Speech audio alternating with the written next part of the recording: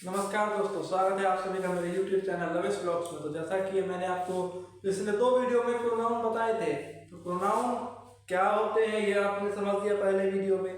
Pronoun के 5 part आपने मेरे सेकेंड वीडियो में समझ लिए। तो चलिए आज तीसरे वीडियो की शुरुआत करते हैं। तो चलिए आज देखते हैं कि क्या है इंडेफिनिट प्रोनाउन। तो indefinite pronoun and indefinite pronoun refers to a person or things in a general way and it does not refer to any person or thing in a particular। मतलब किसी भी व्यक्ति का निश्चित बोध नहीं होना, इसको हम लोग इंडेफिनिट प्रोनाउन बोलते हैं। एग्जांपल जैसे समझ लीजिए कि somebody, some, all, none, anybody, many, one, nothing, any। ठीक है, ये सब जो इंडेफिनिट प्रोनाउन है, अगर ये कहीं पर भी आपको दिखे तो हम वहां पर इस इंडेफिनिट प्रोनाउन का इस्तेमाल करेंगे। ठीक है, और यहाँ पे देखिए 2 कंडीशन बनती हैं।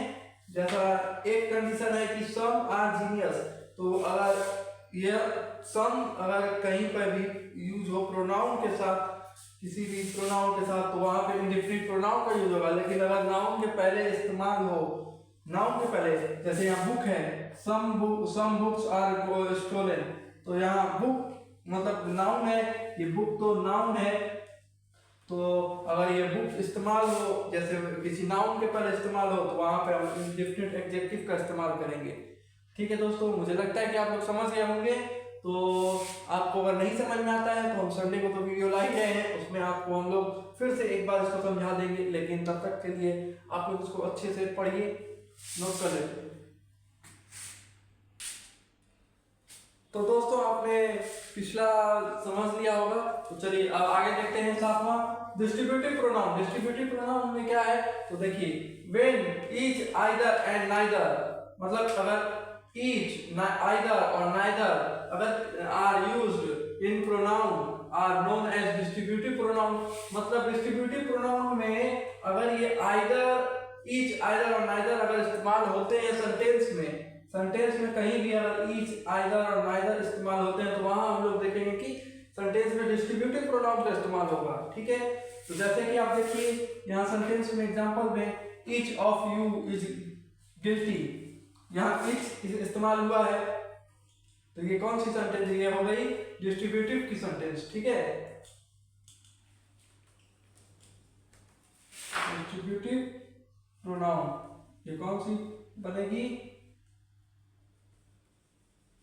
और नाइदर की बात करें तो neither of the 2 boys was absent, मतलब यहाँ भी नाइदर यूज हुआ, तो ये भी डिस्ट्रीब्यूटिव प्रोनाउन हो गई। कहीं भी अगर सेंटेंस में ईज, आइदर और नाइदर अगर इस्तेमाल होते हैं, तो वहां पर ये डिस्ट्रीब्यूटिव प्रोनाउन का इस्तेमाल होगा। ठीक है, और अगर इस ईच, नाइदर और आइदर के बाद, ईच, आइदर और नाइदर के बाद अगर कहीं भी नाउन का इस्तेमाल होता है, तो वो जो सेंटेंस है वो बदल कर डिस्ट्रीब्यूटिव एडजेक्टिव में क्योंकि काम करेगी, क्योंकि ये जो नाउन है वो प्रोनाउन और नाउन मिलकर जो है एडजेक्टिव, नाउन प्रोनाउन के बाद एडजेक्टिव बनाते हैं। इसीलिए नाउन है प्रोनाउन सेंटेंस में आ जाते हैं कहीं भी अगर, तो आप ध्यान रखिएगा नाउन अगर आ जाते हैं तो आप ध्यान रखिएगा कि वहां एडजेक्टिव का इस्तेमाल होता है। ठीक है, वहां वो सेंटेंस जाकर, वो प्रोनाउन जाकर सीधी काम करेगा किसका, तो डिस्ट्रीब्यूटिव एडजेक्टिव का काम करेगा। सेंटेंस में कहीं भी अगर नाइदर, आइदर के बाद अगर वो नाउन आ जाता है, कहीं भी नाउन आ जाता है, तो वहां पर वो जाकर सेंटेंस में काम करेगा डिस्ट्रीब्यूटिव एडजेक्टिव का। ये बात आप लोगों को एकदम ध्यान रखनी है, आप लोग कॉपी पर ये चीज नोट कर लें कि अगर सेंटेंस में कहीं पर भी ईच, आइदर, नाइदर के बाद अगर कहीं नाउन का इस्तेमाल होता है, तो वहां पर उस सेंटेंस में हम लोग उस सेंटेंस को हम लोग कहेंगे कि वो कौन सी सेंटेंस है, डिस्ट्रीब्यूटिव एडजेक्टिव की सेंटेंस है। ठीक है, चलिए मुझे लगता है कि आप लोग को समझ में आ गया होगा। अगर नहीं आया है तो आप लोग वो कमेंट करके बताएं कि आपको कहाँ पर नहीं समझ में आया है। ठीक है, तो चलिए आगे चलते हैं। अब 8वां है रेसिप्रोकल प्रोनाउन। प्रोनाउन का 8वां पार्ट है रेसिप्रोकल प्रोनाउन। रेसिप्रोकल प्रोनाउन क्या है, तो reciprocal pronoun when each other and one another are called reciprocal pronoun, मतलब कहीं भी अगर ईच अदर और वन अनदर का इस्तेमाल होता है तो वहां पर हम लोग रेसिप्रोकल प्रोनाउन का इस्तेमाल करेंगे। उस सेंटेंस में हम लोग रेसिप्रोकल का इस्तेमाल करेंगे, इसमें कुछ है नहीं। एग्जांपल देख लेते हैं, दे लव ईच अदर, ठीक है, वन या फिर वन अनदर, ठीक है, इसमें कुछ खास है नहीं, कहीं भी ईच अदर और वन अनदर का इस्तेमाल करिए तो वहां रेसिप्रोकल प्रोनाउन का इस्तेमाल होता है, तो ठीक है, आप इसको नोट कर लें।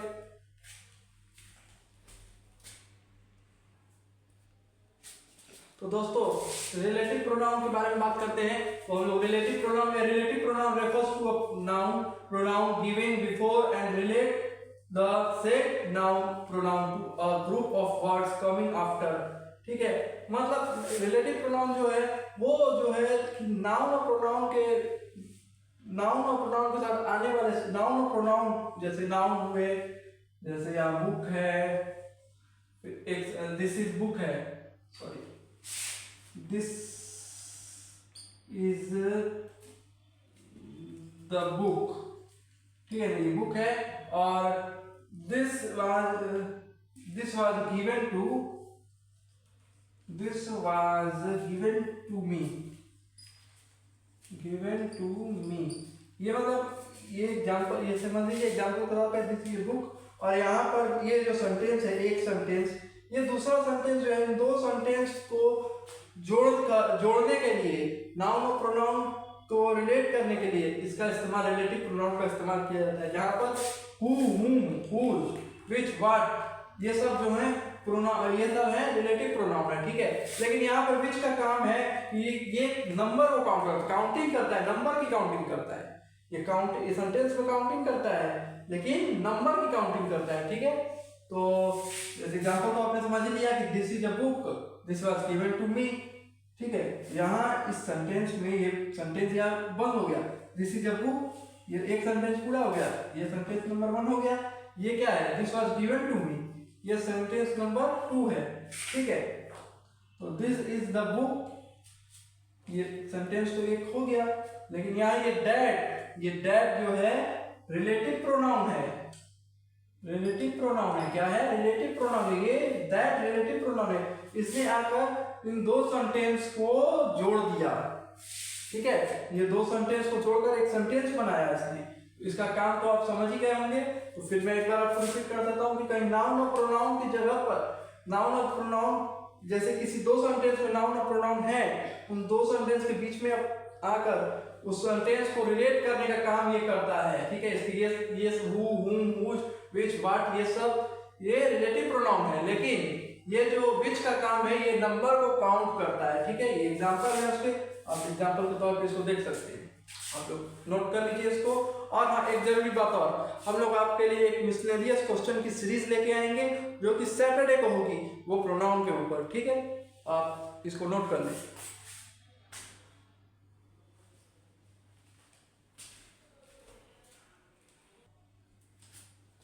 तो दोस्तों आखिरी और सबसे last interrogative pronoun. Interrogative pronoun का मतलब तो आप समझ ही गए होंगे कि इंट्रोगेटिव प्रोनाउन क्या है। इंट्रोगेटिव प्रोनाउन है कि हम लोग कहीं भी प्रश्न पूछते हो, कहीं भी नाउन प्रोनाउन में कहीं भी अगर प्रश्नवाचक आ जाए तो हम लोग इंट्रोगेटिव का इस्तेमाल करेंगे, ठीक है। तो इंट्रोगेटिव की क्या definition, the noun we used for asking a question. देखिए आस्किंग अ क्वेश्चन आ गया, मतलब कहीं भी हम लोग क्वेश्चन पूछते हैं प्रोनाउन में, तो वहां पर इंट्रोगेटिव का इस्तेमाल होता है, ठीक है, सीधी सीधी बात है।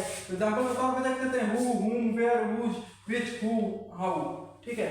ये सब होते हैं जहां पर हम आप जानते ही हैं कि who are you, where are you, ठीक है, who are you, whom do you love, ये सब एग्जांपल, हाउ आर यू, हम लोग ये क्वेश्चन के तौर पे पूछते ही है। यहाँ ये सब इसका मान के चले जो प्रश्नवाचक है, ठीक है, प्रश्नवाचक है, ठीक है।